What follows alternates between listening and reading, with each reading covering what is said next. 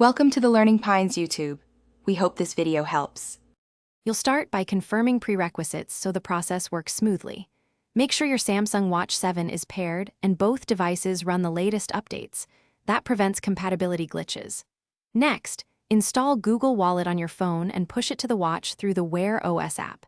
Enable NFC on the watch and phone and set a secure lock on the watch because contactless payments require a protected device.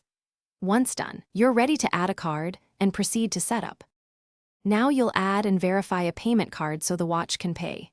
Open Google Wallet on your phone or directly on the watch, tap Add a Card, then enter card details or scan the card. This is quicker and reduces typing.